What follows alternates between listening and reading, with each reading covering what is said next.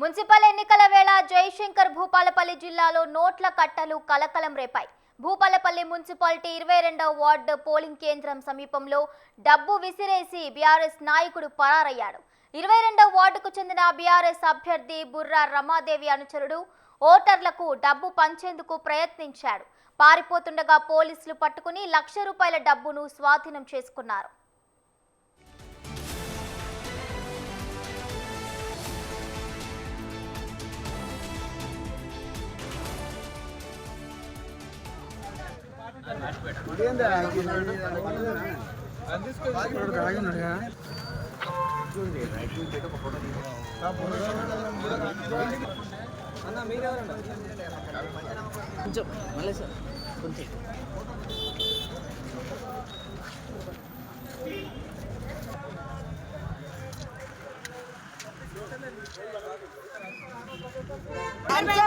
ఒక్కొక్క vote ₹5,000 అమ్ముకుంటున్నాడు BRS candidate.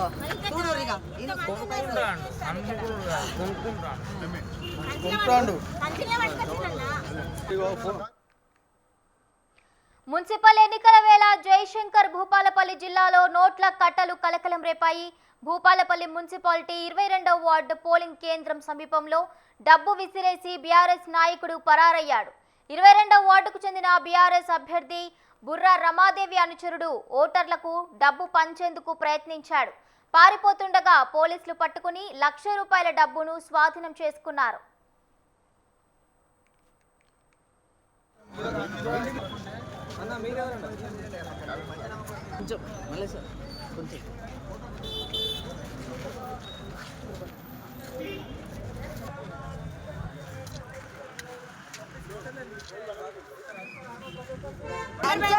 ఒక్కొక్క vote ₹5,000 అమ్ముకుంటున్నాడు BRS candidate.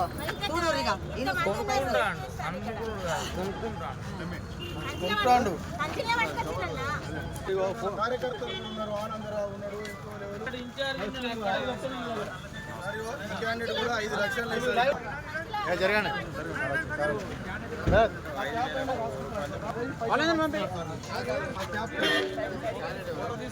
Sir ఉరికండి sir.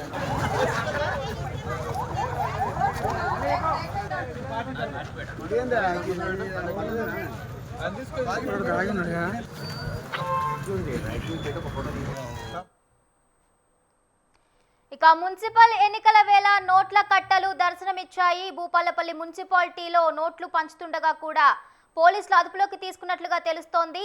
ఇదే అంశానికి సంబంధించి పూర్తి అప్డేట్స్ మా ప్రతినిధి శ్రీనివాస్ అందిస్తారు. ఏదైతే భూపాలపల్లి మున్సిపాలిటీలో ఓవైపు ఎన్నికల పోలింగ్ జరుగుతున్న మరోవైపు డబ్బు కలకలం రేపింది.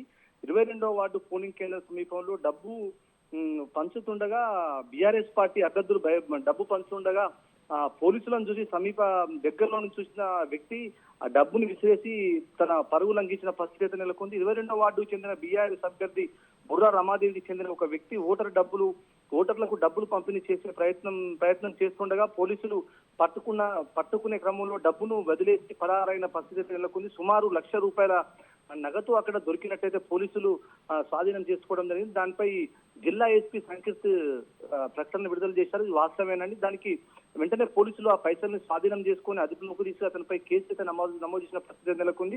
ఇదే విధంగా బీఆర్ఎస్ కాంగ్రెస్ రెండు పార్టీలు కూడా పోటాపోటీగా డబ్బుని ఓటర్లను ప్రారంభపెట్టడానికి విరజల్లుతూ తన ఓటును వేయించుకోవడానికి అయితే ప్రయత్నం చేస్తున్నారు. దీనిపై ఇంకా ప్రజలు చాలా అవేర్నెస్ తీసుకురావాలి, ప్రజలు డబ్బు తీసుకుని ఓటేయకూడదని కొన్ని సంఘాలు అయితే ప్రదర్శన చేసుకుంటూ ధర్నాలు చేసుకుంటూ చెప్పినా కూడా ఇంకా ఓటర్లకు మభ్యపెట్టి ఇరు పార్టీలు కూడా డబ్బు ఆశ చూపించి ఓటేయించుకునే పరిస్థితి నెలకొంది. భవాని, అదే విధంగా డబ్బు పంచిన వ్యక్తి దగ్గర నుంచి పోలీసులు ఏమైనా సమాచారం రాబట్టడం జరిగిందా? ఏదైతే జిల్లా ఎస్పీ సంకీర్త్ తన సిబ్బందిని అక్కడికి హుటాహుటిన ఘటనా స్థలానికి పోస్ట్ అయితే పంపించి అక్కడ ఉన్న అతన్ని అదుపులోకి తీసుకొని అతన్ని పోలీస్ స్టేషన్ కి తీసుకెళ్లి విచారించి అసలు డబ్బులు ఎక్కడికి వెళ్ళి వచ్చాయి, ఎలా వచ్చాయి, ఎక్కడి అనే విచారణ అయితే చేపట్టడం జరిగింది. భవన్, అదే విధంగా చూసుకుంటే ఇప్పుడు బీఆర్ఎస్ అభ్యర్థి బుర్రా రమాదేవి అనుచరుడుగా తెలుస్తోంది. మరి దీనికి సంబంధించి ఆమె స్పందించడం జరిగిందా?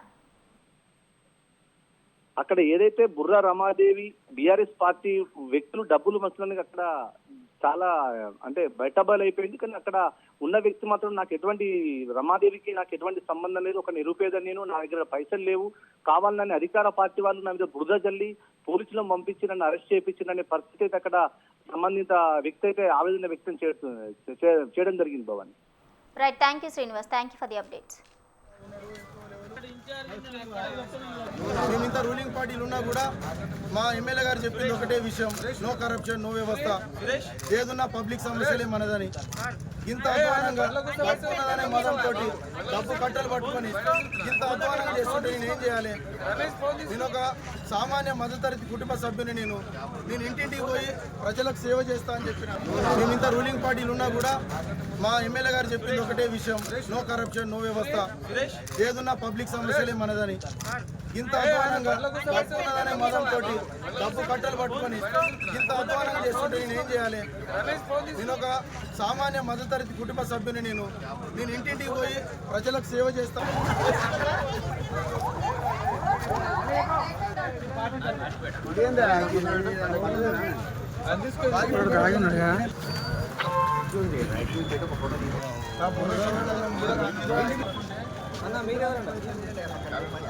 కొంచెం మళ్ళీ సార్ కొంచెం